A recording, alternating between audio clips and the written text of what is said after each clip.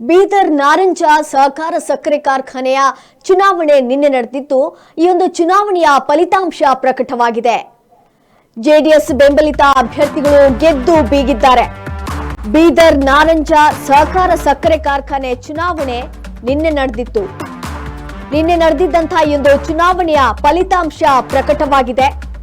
JDS ಬೆಂಬಲಿತ ಅಭ್ಯರ್ಥಿಗಳು ಗೆದ್ದು ಬೀಗಿದ್ದಾರೆ. ಬಿಜೆಪಿ ಹಾಗೂ ಬೆಂಬಲಿತ ಅಭ್ಯರ್ಥಿಗಳಿಗೆ ತೀವ್ರ ಮುಖಭಂಗ ಉಂಟಾಗಿದೆ. 13 ಸ್ಥಾನದಲ್ಲಿ ಜಯಭೇರಿ ಬಾರಿಸಿದ್ದಾರೆ ಜೆಡಿಎಸ್ ಬೆಂಬಲಿತರು. ಅದರಿಂದಾಗಿ ನಾಗಮಾರಪಳ್ಳಿ ಕುಟುಂಬ ಇದೀಗ ಮತ್ತೆ ಪಾರುಪತ್ಯವನ್ನ ಸಾಧಿಸಿದೆ. ಚುನಾವಣೆಗೂ ಮೊದಲೇ ಅವಿರೋಧವಾಗಿ ಆಯ್ಕೆಯಾಗಿತ್ತು ಉಮಾಕಾಂತ್ ನಾಗಮಾರಪಳ್ಳಿ ಸೇರಿ 4 ಜನ ಅಭ್ಯರ್ಥಿಗಳು. ಬೀದರ್ ನಾರಂಜ ಸಹಕಾರ ಸಕ್ಕರೆ ಕಾರ್ಖಾನೆಯ ಚುನಾವಣೆ ನಿನ್ನೆ ನಡೆದಿತ್ತು.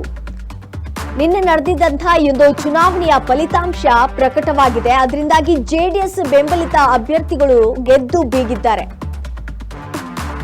ಬಿಜೆಪಿ ಹಾಗೂ ಬೆಂಬಲಿತ ಅಭ್ಯರ್ಥಿಗಳಿಗೆ ಇದರಿಂದ ತೀವ್ರ ಮುಖಭಂಗ ಉಂಟಾಗಿದೆ. 13 ಸ್ಥಾನದಲ್ಲಿ ಜಯಭೇರಿಯನ್ನ ಸಾಧಿಸಿದ್ದಾರೆ ಜೆಡಿಎಸ್ ಬೆಂಬಲಿತರು.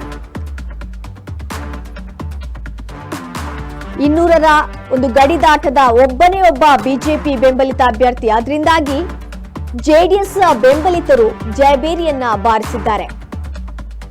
ಚುನಾವಣೆಗೂ ಮೊದಲೇ ಅವಿರೋಧವಾಗಿ ಉಮಾಕಾಂತ್ ನಾಗಮಾರಪಳ್ಳಿ ಸೇರಿ 4 ಜನ ಅಭ್ಯರ್ಥಿಗಳು ಅವಿರೋಧವಾಗಿ ಆಯ್ಕೆ ಆಗಿದ್ರು.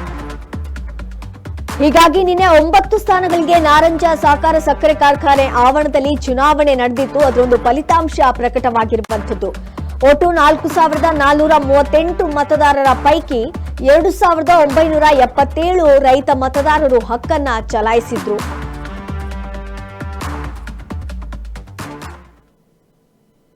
ಬಿಜೆಪಿ ಹಾಗೂ ಬೆಂಬಲಿತ ಅಭ್ಯರ್ಥಿಗಳಿಗೆ ಇದರಿಂದ ತೀವ್ರ ಮುಖಭಂಗ ಉಂಟಾಗಿದೆ. ಚುನಾವಣೆಗೂ ಮೊದಲೇ ಅವಿರೋಧವಾಗಿ ಉಮಾಕಾಂತ್ ನಾಗಮಾರಪಳ್ಳಿ ಸೇರಿ 4 ಜನ ಅಭ್ಯರ್ಥಿಗಳು ಆಯ್ಕೆಯಾಗಿದ್ರು. ಹೀಗಾಗಿ ನಿನ್ನೆ 9 ಸ್ಥಾನಗಳಿಗೆ ನಾರಂಜ ಸಹಕಾರ ಸಕ್ಕರೆ ಕಾರ್ಖಾನೆ ಆವರಣದಲ್ಲಿ ಚುನಾವಣೆ ನಡೆದಿತ್ತು. ಇದರಲ್ಲಿ ಜೆಡಿಎಸ್ ಬೆಂಬಲಿತ ಅಭ್ಯರ್ಥಿಗಳು ಗೆದ್ದು ಬೀಗಿದ್ದಾರೆ. ಉಮಾಕಾಂತ್ ನಾಗಮಾರಪಳ್ಳಿ ಸೇರಿ 4 ಜನ ಅಭ್ಯರ್ಥಿಗಳು ಈ ಒಂದು ಗೆಲುವನ್ನ ಪಡ್ಕೊಂಡಿರುವಂತದ್ದು. 13 ಸ್ಥಾನಗಳಲ್ಲೂ ಕೂಡ ಜಯಭೇರಿಯನ್ನ ಬಾರಿಸಿದ್ದಾರೆ ಜೆಡಿಎಸ್ ಬೆಂಬಲಿತ ಅಭ್ಯರ್ಥಿಗಳು. ಈ ಗೆಲುವು ರೈತರ ಗೆಲುವು, ರೈತರ ಹಿತ ಮತ್ತು ಸುಖದ ಗೆಲುವು. ನಾವು ಪ್ರಚಾರದ ಕೂಡ ಹೇಳಿದ್ವಿ. ಈ ಗೆಲುವು ಗುರುಪಾದಪ್ಪ ನಾಗಮಾರಪಳ್ಳಿಯವರ ಪ್ಯಾನಲ್ ಗೆಲುವು ರೈತರ ಕುಲದ ಗೆಲುವು. ರೈತರಿಗೆ ಅನುಕೂಲ ಆಗ್ತಕ್ಕಂಥದ್ದು ಕೆಲಸ. ಬರ್ತಕ್ಕಂಥ ದಿವಸದಲ್ಲಿ ಒಳ್ಳೆ ರೀತಿಯಲ್ಲಿ ರೈತರಿಗೆ ಹಿತ ಆಗ್ತಕ್ಕಂಥ, ಜಿಲ್ಲೆ ಜನಕ್ಕೆ ಹಿತ ಆಗ್ತಕ್ಕಂಥ ಕೆಲಸ ಮಾಡ್ಕೊಂಡು ಹೋಗ್ತೀವಿ. ಸರ್, ಏನೋ ನಾಗಮಾರಪಳ್ಳಿ ಕುಟುಂಬದ ಕೈಯಲ್ಲಿದ್ದಂಥ ಕಾರ್ಖಾನೆಯನ್ನು ಕಸ್ಕೋಬೇಕಂತ ತುಂಬಾ ಜನ ಓಡಾಡಿದ್ರು. ಆದರೆ ಜನ ಮತ್ತೆ ನಿಮ್ಮ ಮೇಲೆ ತಮ್ಗೆಲ್ಲರಿಗೂ ಗೊತ್ತಿದೆ, 20 ವರ್ಷದಿಂದ ಕೂಡು ಬಿದ್ದಿರಕ್ಕಂಥ ಶುಗರ್ ಫ್ಯಾಕ್ಟ್ರಿನ ತಂದೆ ಗುರುಪಾದಪ್ಪ ನಾಗಮಾರಪಳ್ಳಿಯವರು, ಉಮಾಕಾಂತ್ ನಾಗಮಾರಪಳ್ಳಿಯವರು ಕೂಡಿ 23 ವರ್ಷ ಸತತವಾಗಿ ಸಕ್ಕರೆ ಸಹಕಾರ ಕಾರ್ಖಾನೆಯನ್ನು ಒಳ್ಳೆ ರೀತಿ, ಉತ್ತಮ ರೀತಿಯಲ್ಲಿ ನಡೆಸ್ಕೊಂಡು ಬಂದಿದ್ದಾರೆ. ಸಾವಿರಾರು ಲಕ್ಷಾಂತರ ರೈತರಿಗೆ ಅನುಕೂಲ ಮಾಡಿಕೊಟ್ಟಿದ್ದಾರೆ. ಅದೇ ರೀತಿಯಲ್ಲಿ ಉತ್ತಮ ರೀತಿಯಲ್ಲಿ ನಡೆಸ್ಕೊಂಡು ಹೋಗ್ತೀವಿ.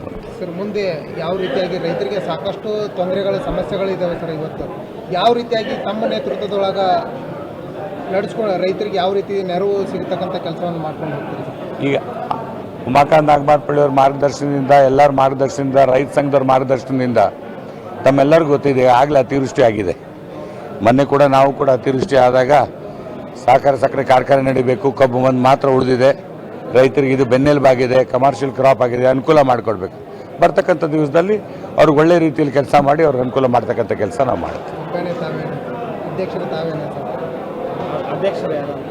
ಇನ್ನು ಸಮಯ ಇದೆ, ಕಮಿಟಿ ಡಿಸೈಡ್ ಮಾಡ್ತಾರೆ. ಅದು ಕಮಿಟಿ ಡಿಸೈಡ್ ಮಾಡ್ತಾರೆ. ಏನು ಹೇಳ್ತೀರಿ ಸರ್? ಚುನಾವಣೆ ನಿರೀಕ್ಷೆ ಮಾಡಿರಲಿಲ್ಲ, ಆದರೂ ಚುನಾವಣೆ ಆಯಿತು. ಎಲ್ಲೋ ಒಂದು ಕಡೆ ಮಾತುಕತೆ ಸಂಧಾನ ಆಗಲಾರದಕ್ಕೂ ಚುನಾವಣೆ ಆಯಿತು ಅಥವಾ ಹೇಗೆ ಅಂತ?